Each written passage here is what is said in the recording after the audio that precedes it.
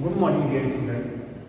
हम लोग आज प्रोपागेशन ऑफ साउंड वेव के चैप्टर में जो हेडिंग करने वाले हैं, तो इस लेक्चर में हम बात करेंगे sound propagation requires a material medium. इससे पहले की हेडिंग में हम लोगों ने देखा कि साउंड जब वाइब्रेशन होगा तभी प्रोड्यूस होगा और फिर उसे चलने के लिए एक मीडियम की रिक्वायरमेंट होती है। और हम लोगों ने ये देखा कि साउंड के पास एक मैकेनिकल एनर्जी होती है। तो इससे पहले 2 लेक्चर हम लोगों ने इस पर कर लिया है।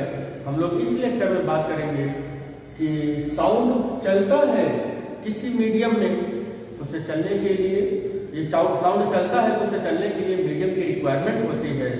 और हम उसे अपने एक एक्सपेरिमेंट से प्रूव करेंगे कि मीडियम की रिक्वायरमेंट उसे कैसे होती है, क्योंकि उससे पहले हम लोगों ने साउंड की ट्रैवलिंग पढ़ रखी है, लेकिन अब उसे एक्सपेरिमेंटली तौर पर प्रूव करना चाहेंगे कि साउंड किसी मीडियम में चलता है, मीडियम की हेल्प से चलता है। और वो हम यहाँ पर एक एक्सपेरिमेंट लेकर, एक एग्जाम्पल लेकर प्रूव करेंगे। तो हमने यहाँ पर एक बेल जार एक्सपेरिमेंट लिया है, ये बेल जार एक्सपेरिमेंट लिया है। और बेल जार एक्सपेरिमेंट का सेटअप कैसे तैयार किया है, तो इसमें इसका जो सर्किट है, इस सर्किट में हमने कोई इलेक्ट्रिक करंट का सोर्स लिया है, that is the battery.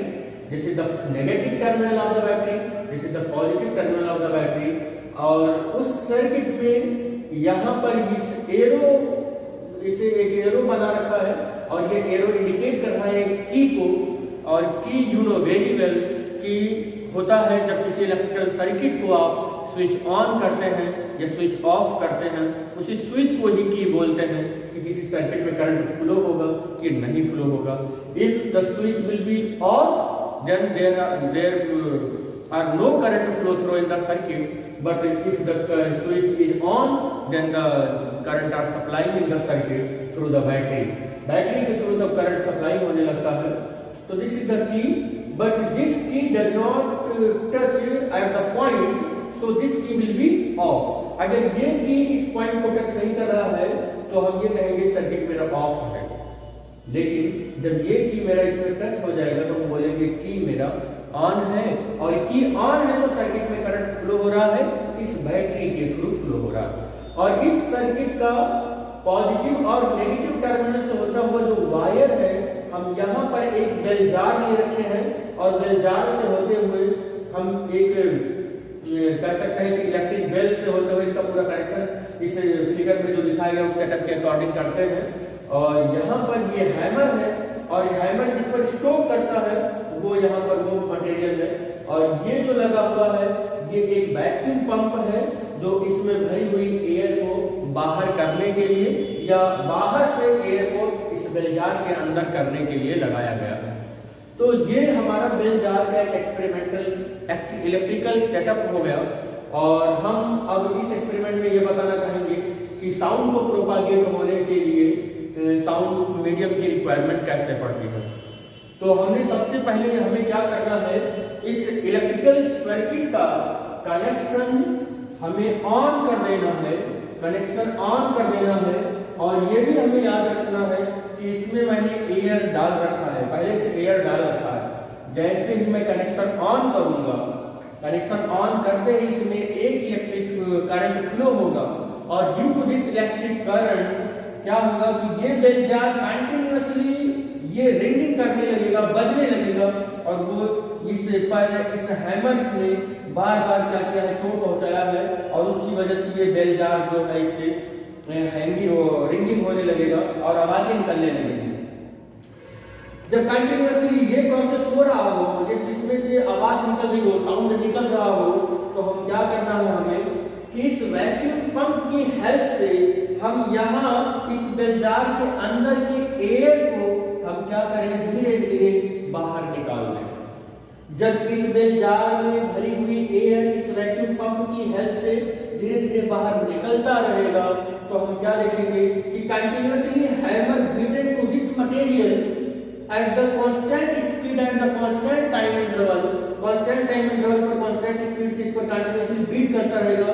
But बाहर हम लोग इस आवाज को धीरे धीरे करके कम सुन पाएंगे। और एक टाइम ऐसा आएगा कि जब इसमें का पूरा बाहर निकल जाएगा तो हमें ये दिखाई पड़ेगा कि ये हैमर इस पर बीट कर रहा है कंटिन्यूअसली, बट हमें कोई साउंड सुनाई नहीं पड़ रहा है। और साउंड आना जो इलेक्ट्रिक बेल से बाहर आना बंद हो गया। फिर हम क्या करते हैं कि वैक्यूम पंप से अगर धीरे धीरे फिर से एयर डालना शुरू कर दें तो फिर से हम देखते हैं कि यहाँ पर मीडियम आना स्टार्ट हो जाता है इस इलेक्ट्रिक बेल के अंदर, बेल जार के अंदर, इलेक्ट्रिक बेल के आसपास।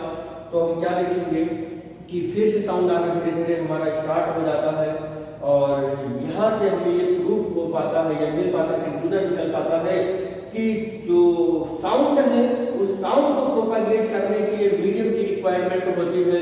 तो इससे पहले की हेडिंग में हम लोगों ने जो ये देखा कि sound produces when the any medium is vibrate, जब कोई मीडियम वाइब्रेट करेगा तभी साउंड प्रोड्यूस होगा। लेकिन इस लेक्चर में हम लोगों ने क्या बात किया कि साउंड प्रोपागेट करेगा तो उसे रिक्वायर होगा किसी मटेरियल या मीडियम के, बिना मटेरियल के या मीडियम के साउंड कभी भी one place to another place propagate नहीं हो पाएगा। तो this is the basic and very important experimental setup for the requirement of the medium for propagation of the sound. Sound के प्रोपागेशन होने के लिए बहुत अच्छा एग्जाम्पल है ये। और इस एक्सपेरिमेंटल सेटअप से प्रूव होता है कि साउंड को प्रोपागेट होने के लिए मीडियम की रिक्वायरमेंट होता है। साउंड जो है लिक्विड में, सॉलिड में और गैस तीनों मीडियम में प्रोपागेट हो सकता है। सबसे ज़्यादा तेजी से वो सॉलिड में प्रोपागेट हो सकता है, फिर लिक्विड में और उसके बाद गैस में। यहाँ पर इस इलेक्ट्रिकल बेल से जो कंक्लूजन निकलता है कि साउंड की प्रोपागेशन के लिए हमें मीडियम की रिक्वायरमेंट होती है, तो उसका कंक्लूजन क्या है? The material medium is necessary for the propagation of sound from one place to another place. Sound को propagate होने के लिए मीडियम और the material of the medium की बहुत ज़्यादा रिक्वायरमेंट होती है for propagation of the sound one point to another point. जब तक मीडियम नहीं होगा there are no sound propagate from one point to another point. Hence its experimental setup is proved that इस तरीके से हम ये जान पाए कि साउंड को चलने के लिए मीडियम की रिक्वायरमेंट होती है।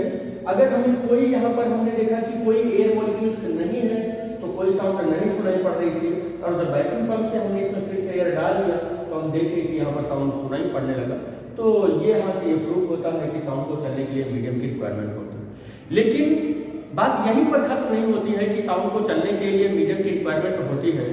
हमें यह भी जानना जरूरी है कि उस मीडियम की क्वालिटी क्या क्या होनी चाहिए जिसमें साउंड चले और कोई एनर्जी का लॉस ना हो और कोई किसी भी तरीके की उसमें प्रॉब्लम ना आए। ये वो ऐसा मीडियम होना चाहिए। तो हम यहाँ पर ये भी देखें कि जिस मीडियम के कारण ही साउंड चल पा रही है वो मीडियम कैसा होना चाहिए। तो हम इसी लेक्चर में एक और पॉइंट पर एनालिसिस करेंगे, that is the requires of the medium. Medium का जो रिक्वायर्स है वो कैसा होना चाहिए, उसकी क्या क्वालिटी होनी चाहिए, मीडियम की क्या क्या क्वालिटी होनी चाहिए कि ताकि उसमें बहुत अच्छे से साउंड प्रोपागेट हो। तो first things is very important for the propagation of the sound in a medium. तो medium must be elastic. Medium elastic होना चाहिए। मैं एक एग्जांपल से आपको प्रूव करना चाहूंगा कि इलास्टिक कैसे होना चाहिए। हम लोग ये तो जान चुके हैं कि जब तक मीडियम नहीं होगा तो तक साउंड नहीं चलेगा। और खासकर अगर मैं एयर की बात करूं तो एयर में या किसी भी मीडियम में इलास्टिसिटी होनी चाहिए। और मैं एयर का एग्जांपल लेकर अगर प्रूव करूं तो इस जगह पर जहां पर मैं खड़ा हूं तो मैंने अपने आसपास अपने बॉडी के स्ट्रक्चर के अपने वॉल्यूम के इक्वल मैंने एयर को यहाँ से हटा रखा है, वैक्यूम कर रखा है और तब उस जगह पर मैं खड़ा हूँ। मैं जहाँ पर खड़ा हूँ उतने एरिया को मैंने इस स्पेस पे वैक्यूम कर दिया है। मैं यहाँ से हटकर यहाँ आ गया और सपोज करो जब मैं यहाँ से हटकर यहाँ आ गया तो ये भी अगर ये परमानेंटली वैक्यूम हो जाए, जहाँ पर मैं पहले खड़ा था ये अभी भी वैक्यूम ही रह जाए। तो अगर मैं कुछ भी बोलूंगा और मेरे साउंड के सामने अगर वो जगह जहाँ पर मैं पहले खड़ा था वो पड़ा तो हमें ये पता चल रहा है इस एक्सपेरिमेंट से कि वैक्यूम में साउंड ट्रैवल नहीं कर पाता है। तो फिर वही से साउंड जो है सीज हो जाएगा और आगे प्रोपागेट नहीं हो पाएगा। जब मैं यहाँ खड़ा हूँ, मैंने इतनी जगह को वैक्यूम कर रखा है और मैं यहाँ आ गया, अब मैं अगर बोलता हूँ तो साउंड ऐसे जा रहा है और जहाँ मैं पहले खड़ा था वो एरिया वैक्यूम हो गया है। तो हमें पहले से इस एक्सपेरिमेंट से पता हो गया है कि वैक्यूम में साउंड ट्रैवल नहीं कर पाता है, तो फिर उस जगह से साउंड आगे नहीं बढ़ पाएगा, फिर से सीज हो जाएगा। इस तरीके से इस हमारे अर्थ पर कोई ऐसी जगह लगभग नहीं बची होगी जहां पर कभी कोई चीज रखा ना हो, और वो चीज जब रखा जाता है तो उतनी जगह को वैक्यूम कर देता है, तभी वहां पर वो जगह पर वो चीज सेटअप होता है।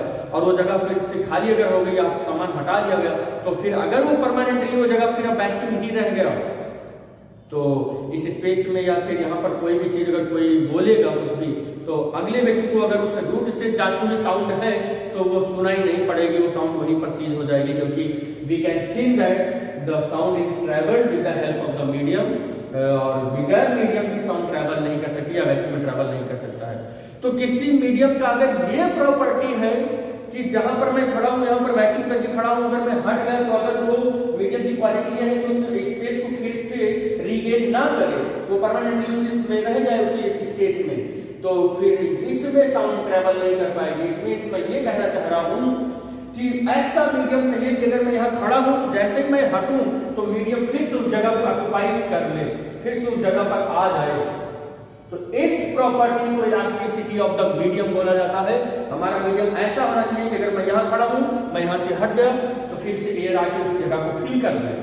ऐसा ना हो कि परमानेंटली वो जगह वैक्यूम रह जाए। अगर परमानेंटली वो जगह वैक्यूम रह जाएगा तो मैं बोलूंगा तो हमें पता है कि साउंड को चलने के लिए मीडियम की रिक्वायरमेंट होती है, उस रूट से अगर मेरा साउंड जाएगा तो सीज हो जाएगा, आगे कुछ सुनाई ही नहीं पड़ेगा, और फिर इस तरीके से तो बहुत ज्यादा प्रॉब्लम हो जाएगी और कोई भी व्यक्ति किसी साउंड को सुन नहीं पाएगा, क्योंकि हर एक जगह पर कोई न कोई चीज कभी न कभी रखी रहेगी और वो जहां भी रखी रहती है उस जगह को वैक्यूम किया गया रहता है।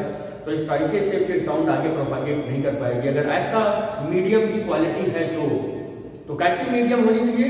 मीडियम कैसा होना चाहिए? इलास्टिक होना चाहिए। यहाँ पर कोई चीज है, हटा दिया गया, फिर से उस जगह को फिल कर दिया, उस मीडियम ने फिल कर लिया, तो this is the elastic property of the medium. वो पूरा का पूरा ऐसे हो जाएगा। तो जब आप ऐसे चले जाते हो तो अपने आगे या पीछे जिस डायरेक्शन में जाते हो वैक्यूम करते रहते हो और वैक्यूम को एयर गैस या फिर से फिल करता रहता है, तो ऐसी मीडियम होना चाहिए साउंड के प्रोपागेट होने के लिए, क्योंकि ये वैक्यूम से फिर एयर होना ये इलास्टिक प्रॉपर्टी है, या ये वैक्यूम से इलास्टिक होना, वैक्यूम से एयर का फिल होना या एयर से वैक्यूम होना ये इलास्टिसिटी का प्रॉपर्टी है। तो यहाँ से हम ये समझ जाए कि हमारा मीडियम साउंड को ट्रैवल करने के लिए कैसा होना चाहिए? इलास्टिक होना चाहिए। इलास्टिक होना चाहिए, एकदम परफेक्ट इलास्टिक होना चाहिए। परफेक्ट ना हो भी तो इलास्टिक होना चाहिए। Second requires of the medium क्या है? The medium must have inertia so that the particle may store the mechanical energy। Inertia होनी चाहिए, पार्टिकल के अंदर इनर्शिया होना चाहिए। मतलब इनर्शिया का मतलब उस पार्टिकल में मास होना चाहिए, क्योंकि inertia is physical property of any object. और याद रखिएगा कि मास जो है किसी ऑब्जेक्ट की इनर्शिया को मेजर करता है। उस पार्टिकल में मास होना चाहिए, इनर्शिया होना चाहिए, वो कुछ स्पेस को ऑक्युपाइज करे, जगह ले। अगर वो जगह नहीं ले रहा है, अगर उसको जगह नहीं ले रहा, उसके पास मास नहीं है, तो एक वर्चुअल पार्टिकल है, वो रियल पार्टिकल नहीं है। और इस कंडीशन में हम ये कह सकते हैं कि अगर कोई वर्चुअल पार्टिकल है और फिर भी कोई चीज वहां ट्रेवल कर रहा है, तो वह एक रेडिएशन हो सकता है, लाइट हो सकता है, लेकिन मैकेनिकल वेव नहीं हो सकता है, या कह सकते हैं कि वो साउंड नहीं हो सकता है, वो लाइट है, वो इलेक्ट्रोमैग्नेटिक वेव है, लेकिन साउंड वेव नहीं है वो, क्योंकि इलेक्ट्रोमैग्नेटिक वेव को चलने के लिए मीडियम की रिक्वायरमेंट नहीं होती है, बट साउंड वेव को चलने के लिए मीडियम की रिक्वायरमेंट होती है। जो इलेक्ट्रोमैग्नेटिक वेव होता है वो 3×10⁸ मीटर पर सेकंड की स्पीड से चलती है, लेकिन जो हमारा मैकेनिकल वेव साउंड वेव है वो एयर में 330 अप्रॉक्सीमेटली 330 मीटर पर सेकंड की स्पीड से चलता है। तो हम इतना समझ जाए कि कभी भी जो भी मीडियम में हमारी साउंड चल रही है वो इनर्शिया होनी चाहिए, उसमें इनर्शियल मीडियम होना चाहिए, और इसी इनर्शियल मीडियम की वजह से उसमें मैकेनिकल एनर्जी स्टोर रहती है। और थर्ड जो हमारी प्रॉपर्टी है रिक्वायर्स ऑफ द मीडियम में, वो है मीडियम शुड बी फ्रिक्शनलेस। ऐसा कभी ना हो कि साउंड चल रही हो और उस साउंड की एनर्जी मीडियम के थ्रू एब्जॉर्ब कर लिया जाए, ऐसा मीडियम नहीं होना चाहिए। तो फ्रिक्शनलेस मीडियम होना चाहिए ताकि जब साउंड चले तो उसकी एनर्जी मीडियम के पार्टिकल के थ्रू एब्जॉर्ब ना हो, उसका एब्जॉर्प्शन ना हो, मीडियम की जो साउंड चल रही हो, जो एनर्जी ट्रैवल हो रही हो सॉरी, उसकी एनर्जी लॉस ना हो। फ्रिक्शनलेस मीडियम होना चाहिए। तो फ्रिक्शनलेस मीडियम होने की वजह से हमारी जो साउंड चल रही हो है उसकी कोई भी एनर्जी लॉस नहीं होता है। तो हम यहाँ पर कई ये इस तरीके से बता सकते हैं कि सॉलिड, लिक्विड और गैस तीनों में साउंड ट्रैवल हो सकता है। जो लिक्विड है, लिक्विड के सरफेस पर या अंदर, सरफेस पर तो हम कह सकते हैं कि ट्रांसवर्स वेव चलता है और अंदर जो है वो लॉन्गिट्यूडनल वेव चलता है। तो इस तरीके से हम प्रूव कर सकते हैं अपने इस एक्सपेरिमेंट से कि साउंड को चलने के लिए मीडियम की रिक्वायरमेंट होती है।